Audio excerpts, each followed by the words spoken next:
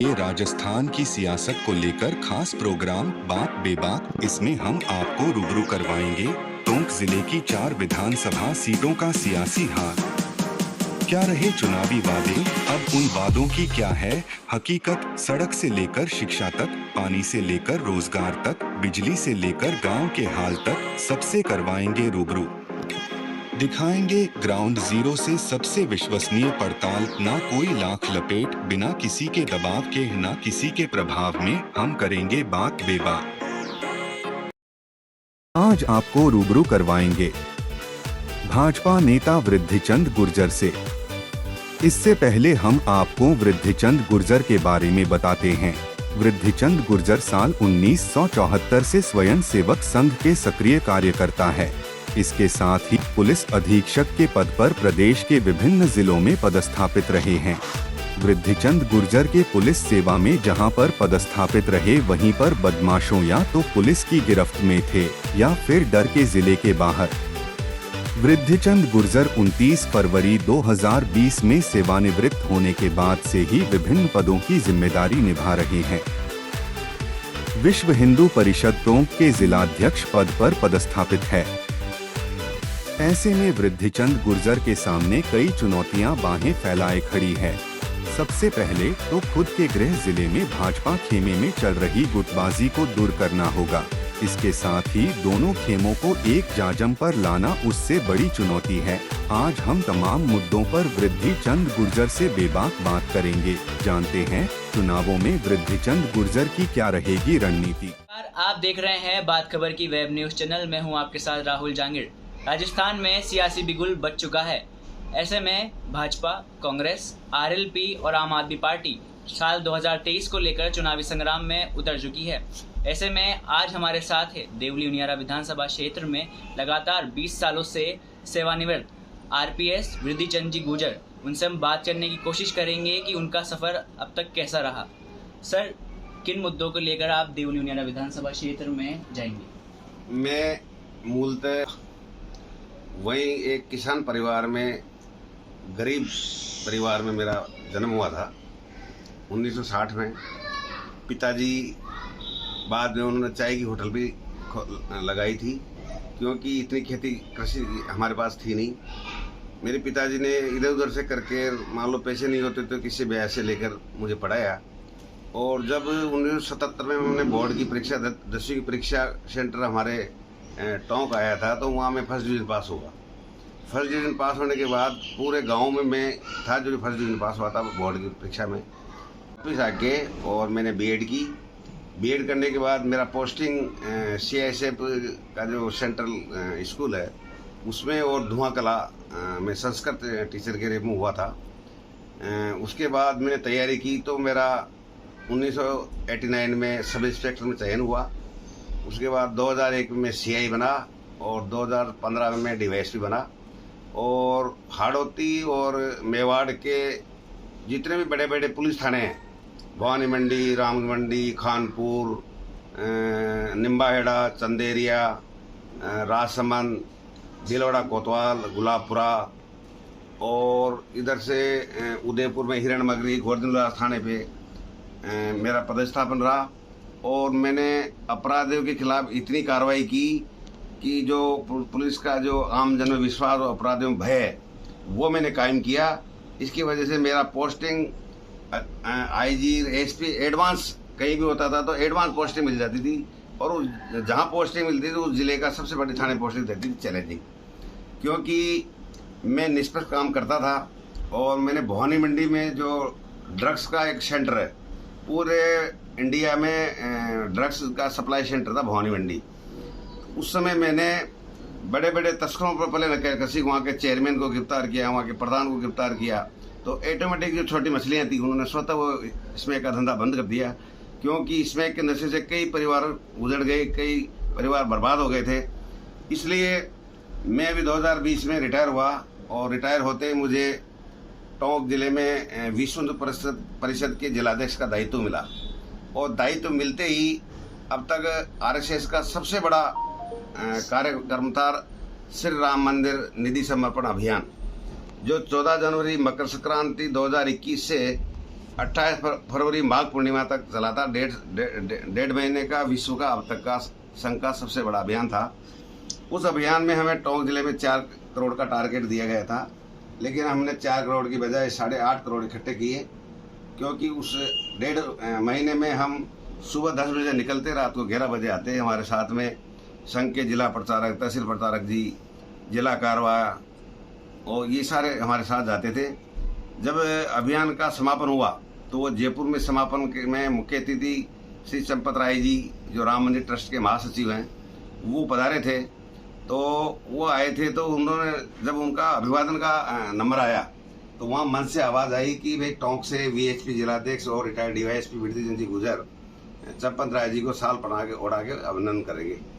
मेरे जैसे एक छोटे से कार्यकर्ता पुरुष से जब इतना बड़े व्यक्ति का सम्मान कराया, तब मैंने जानकारी की कि वहाँ तो कई बड़े बड़े संघ के कार्यकर्ता और बड़े बड़े लोग वहाँ बैठे हुए थे। तब उन्होंने कहा कि साहब, आपने जो मेहनत की, आपने दिल से भगवान के लिए जो समर्पण भाव किया, तो उस दिल से किया, तो इस वजह से आपने क्या है कि जो टारगेट दिया 4 करोड़ का, आपने डबल से भी ज़्यादा कर दिया। जबकि कई जिलों में जहाँ 4 करोड़ का टारगेट दिया वहाँ कहीं 1.5 करोड़ इकट्ठे हो पाए, जहाँ 5 करोड़ का टारगेट दिया वहाँ 2.5 करोड़ इकट्ठे हो पाए। इस वजह से उसके बाद मेरी कोई राजनीतिक वो महत्वाकांक्षा नहीं थी, लेकिन जब उस अभियान में हम हर घर घर गए, पूरे टोंक जिले में गए, तो लोगों की अपेक्षाएं बढ़ी। क्योंकि जब मैं रिटायर्ड हुआ था तो हमारे गुर्जर समाज में हम केवल 3 डीवाईएसपी थे। इससे बड़ी पोस्ट पर कोई पुलिस अधिकारी नहीं था, और टोंक जिले में भी मैं अकेला डीवाईएसपी हूँ जो डीवाईएसपी पद से रिटायर हुआ हूँ। गुर्जर समाज की बात कर रहा हूँ। फिर लोगों की अपेक्षा, उन्होंने कहा कि साहब, आप जैसे पढ़े लिखे लोग, क्योंकि मेरे 2 बेटियां, दोनों डॉक्टर हैं, दोनों दामाद डॉक्टर है, बड़ा बेटा डॉक्टर है, एमडी है पीडियाट्रिक्स का, और पुत्र वधु डॉक्टर है, 6 तो डॉक्टर हैं। और शिक्षा के क्षेत्र में भी 2 बीएड कॉलेज हैं, 1 डिग्री कॉलेज है, 1 लॉ कॉलेज है, 1 वेटनरी कॉलेज है। तो मैंने ये भाव बढ़ा कि जब अपने परिवार में इतने डॉक्टर हैं तो क्यों नहीं चिकित्सा क्षेत्र में भी जुड़े। तो हमने अभी 6 महीने पहले ही टोंक में सिविल लाइन में एक वीरा हॉस्पिटल है, जो पोती के नाम से हमने खोला है। वो जिले का पहला हॉस्पिटल है जहाँ गरीबों की हम उसमें काफ़ी कंसेशन भी करते हैं उसमें। और इसलिए जब लोगों की अपेक्षा ही बढ़ गई कि साहब, आप एक गजेटेड अधिकारी से रिटायर हो, आप स्थानीय व्यक्ति हो, निर्विवाद छवि है और शिक्षा चिकित्सा से जुड़े हुए हो, तो पूरी उन्हें देवली जनता की अब की बार एक ही मांग है कि भाई स्थानीय व्यक्ति को टिकट दिया जाए।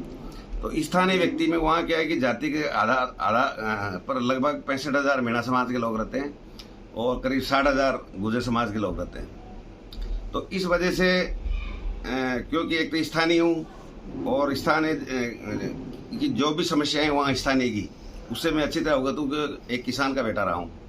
फिर रिटायरमेंट भाई 3 साल से लगातार मैं सामाजिक समरसता के कार्यक्रम में भाग लेता हूँ, चाहे मौत परण हो, शादी ब्याह हो, उन सारे कार्यक्रमों में लगातार जाता हूँ, जिससे मेरा जनता से लगाव है। फिर मुझे अभी पहली बार 2022 में पुलिस की एक यूनियन गठित हुई है रिटायर्ड अधिकारी कर्मचारियों की, उसमें मुझे टोंक जिले का पुलिस अधिकारी कर्मचारी कल्याण संस्थान का टोंक का जिलाध्यक्ष बना रखा है। तो कई गाँव के किसान लोग आते हैं बेचारे यहाँ शहर में, तो ये पुलिस वाले रोक लेते हैं, वो मुझे फ़ोन करते हैं, मैं उनकी मदद करता हूँ। कई ऐसे मामलों में भी झूठे कई जैसे घटना तो धोने की और नाम दर्ज के लिखा देते हैं, तो समाज के लोग मेरे पास आते हैं, पुलिस अधिकारियों के पास जाता हूँ, उनका काम करवाता हूँ। तो ये सेवा में लगातार 3 साल से करता रहा हूँ। सर, देवली उनियारा विधानसभा क्षेत्र में क्या चुनावी मुद्दे रहने वाले हैं? चुनावी मुद्दे तो यही है कि जो इस जो कांग्रेस की जो सरकार है, इसमें जो पेपर लीक है, नौजवान जो हमारे युवा साथी हैं उनका भविष्य बेकार हो गया। यहाँ जंगल रात रोजाना 17 बलात्कार हो रहे हैं, गैंग रेप हो रहे हैं। वहाँ सचिवालय में करोड़ों रुपए एक वहाँ पेटी अलमारी में मिल रहे हैं अधिकारियों के। आए दिन अपन देख रहे हैं डेली रिश्वत लेते हुए पकड़े जा रहे हैं अधिकारी, लेकिन फिर भी भ्रष्टाचार में कोई कमी नहीं आई है। तो हमारा मुद्दा एक तो भ्रष्टाचार रहेगा, एक विकास। आज हमारे गाँव में कई उनियारा देवली के गाँव में कई गाँव ऐसे हैं जहाँ अभी तक लाइट नहीं पहुँची, बिजली नहीं पहुँची, वहाँ नहरों का पानी नहीं पहुँचा। तो अगर हम पार्टी हमें मौका देती है तो सबसे पहला मुद्दा है विकास का। हर गांव में सड़क रहेगी, हर घर घर में नल का कनेक्शन होगा। ये हमारे प्रधानमंत्री मोदी जी का भी आदेश है कि अगले 2024 जनवरी तक हर घर को नल का पानी दिया जाएगा। सर, आप सेवानिवृत्त के साथ भाजपा में भी सक्रिय हैं, तो सर वैसे आपके चुनावी मुद्दे क्या रहने वाले हैं? मेरे चुनावी मुद्दे तो स्थानीय मुद्दे हैं, जो स्थानीय समस्या हैं, स्थानीय लोगों की जो भी समस्या है ना, उनका निराकरण करना ही मेरा मुद्दा है। सर, जो कांग्रेस के जो देवलिया में विधायक है, क्या उनका कार्य क्या विकास का रहा है या फिर वो भी विफल हो पाए? नहीं, वो तो विफल हो रहा है, उनसे तो पूरी जनता नाराज है। भी जाते हैं जो लोग मिलते हैं, कहते हैं कि साहब, क्योंकि वो तो डीजीपी से रिटायर हुए हैं, तो उनमें अभी वो डीजीपी की अहंकार है, तो आम जनता तो उनसे मिल ही नहीं सकती, उनका फोन नहीं उठाते। सर, देवली उनियारा विधानसभा क्षेत्र में जातिगत वोट बैंक को आप कैसे साधेंगे? जातिगत वोट बैंक तो क्या है कि एक तो मेरा खुद का, हमारे साले जी का वहाँ देवले में कॉलेज है, 4-5 कॉलेज है। उस क्षेत्र में वहाँ के आसपास के जितने भी क्षेत्र के बच्चे हैं वहाँ पढ़ते हैं, इसलिए उनसे उनका डायरेक्ट लगाव है, वो फायदा ही मुझे मिलेगा। यहाँ मैं स्थानीय हूँ, स्थानीय के कारण आसपास के जितने भी सर्व समाज के लोगों में हमारी वो है, उनसे व्यवहार है, उठना बैठना, खाना पीना, शादी ब्याह में आना जाना। सर, आपकी विचारधारा संघ परिवार की रही है, तो ऐसे में मिशन 2023 को लेकर क्या टारगेट रहेगा? मैं संघ में, जब मैं 6वीं में क्लास में पढ़ता था, जब से मैं संघ की शाखा में जाता था। संघ का सदस्य वो हो जाता है जो एक बार नमस्ते सदा वत्सले मातृभूमि त्वय हिंदू भूमि सुखम वर्धित हम महामंगले पुण्य भूमि त्वदर्थे पत सगाय नमस्ते नमस्ते, जो एक बार झंडे के नीचे आ जाता है वो संघ का सदस्य हो जाता है। सर, कांग्रेस में हमेशा मीना प्रत्याशी देवली उनियारा विधानसभा क्षेत्र से आए हैं और बीजेपी में गुर्जर समाज के प्रत्याशी वहाँ से आए हैं, तो सर ऐसे में आप अपने आप को उनके बीच में कैसे देखते हैं? मैं तो ये कह रहा हूँ ना कि हमारे में स्थानीय हूँ तो मुझे मीणा समाज के वोट मिलेंगे। मेरे अलावा किसी और दूसरे को टिकट मिलता है तो वो मीणा को देगा, क्योंकि मीणा समाज के लोगों से कोई मेरे साथ पढ़ते थे, कोई पीछे पढ़ते थे, कोई आगे पढ़ते थे, उन सबसे मेरी बातचीत होती है। वो कहते हैं कि अगर आपको टिकट मिला तो हम कांग्रेसी होते हुए भी आपको वोट देंगे, तो कम से कम 25% वोट मीणा समाज के मिलूंगा। सही।